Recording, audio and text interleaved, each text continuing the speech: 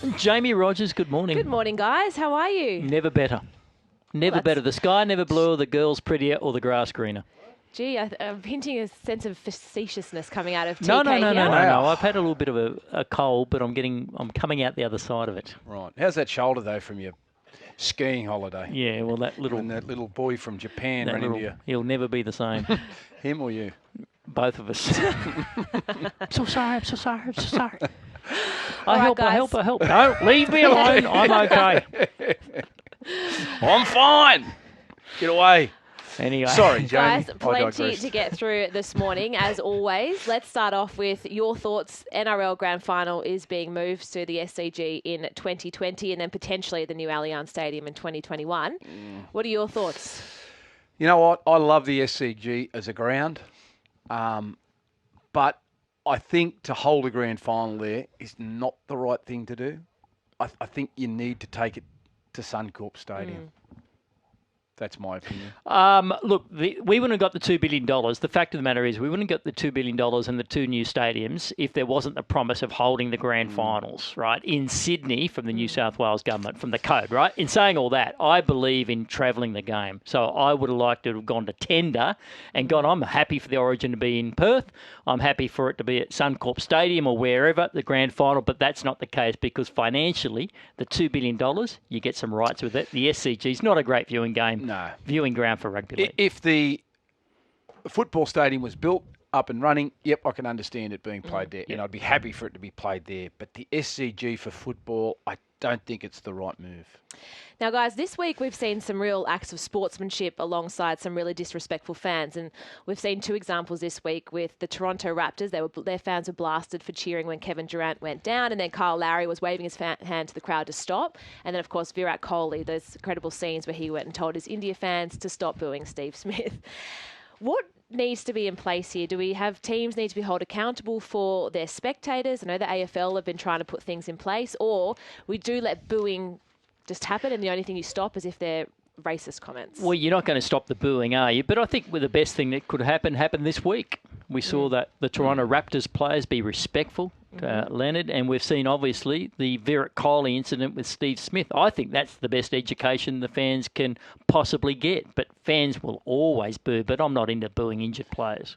No, I'm not into booing injured players, as long as it's not racist comments and you're not vilifying anyone. You're entitled to say, if you're unhappy with the player's performance, you can be critical.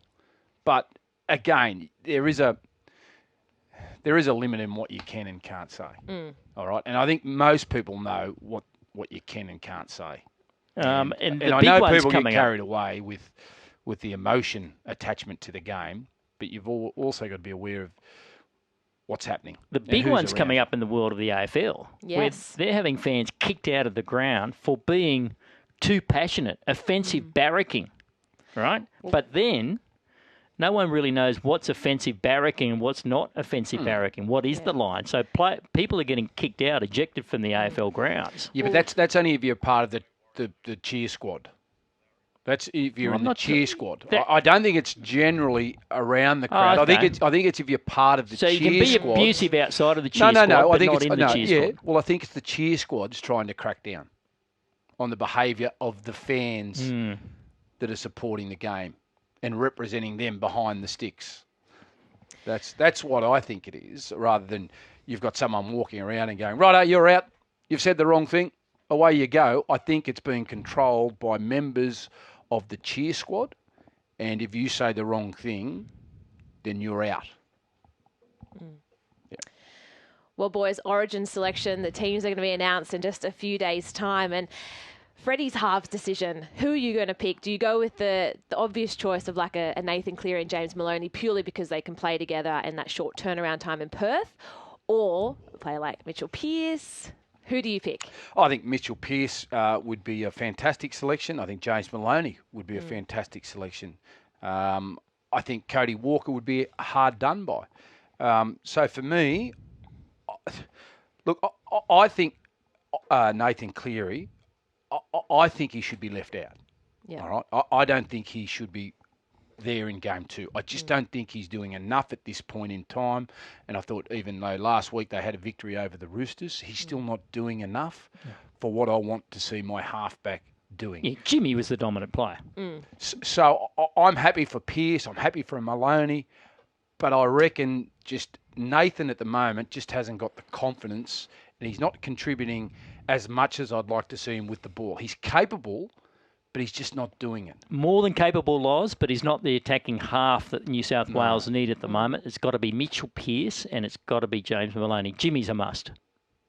Yeah, what we're talking about today, like in that tight situation in game 1, Jimmy would have trusted his pass. He would have pulled people off the ball and they would have moved the football. And that's what made him so good last year. He'll back his ability. He won't get congested in around the play the ball and he won't allow players to come in around the play the ball. He'll keep their width and he'll move the ball and he'll make good yardage for the New South Wales side coming out of trouble. And I think that's one area of the game that let them down. Dane Gagai, we've spoken a bit about him this week. There's all the talk that he wants to leave South Sydney. You're Wayne Bennett. He comes up to you and says, I want to play in the centres. What do you do? I say, Dane, you've got 2 years to go on your contract. You're not going anywhere. This is a conversation that we can have at the end of the season. But right now, if you want to be in this team and you're a team player, and that's what we're all about here, we want to try and win competitions, you're best suited to the wing. You'll play wing. If we get a few injuries, you might come back into the centres. But until the end of the year, this is a no-go. There's no more discussion about it. And if you feel like you want out, well, we'll have that at the end of the year. And just quickly before we get to the news, Tim Manor is obviously moving on, going to the Tigers. But the question I have around him was, for the Tigers, should they have been more so investing in youth rather than taking him on? Yeah, Jaimee, they've got youth coming through. They've got some good young props there at the Tigers, but Michael Maguire realises now he needs a little bit of leadership there. He needs a senior member there. And I think he's fallen out with Russell Packer and Matt Alino as well. So Timmy Manor's the man to sort of guide those young props up for the West Tigers. I'm a favourite. Timmy's, I think Timmy's a great bloke to have within your club. So I think he'll do the job for Michael Maguire. Thanks, guys. That's the burning questions. Beautiful, thank you. You need to give Wideline Windows and Doors a little bit of a buzz there, Jaimee, as well, to make sure you're nice and safe at home. Your family deserves to be safe and secure. That's where Wideline Windows and Doors can help.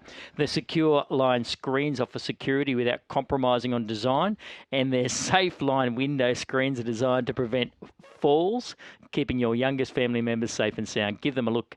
Wideline Windows and Doors, wideline.com.au.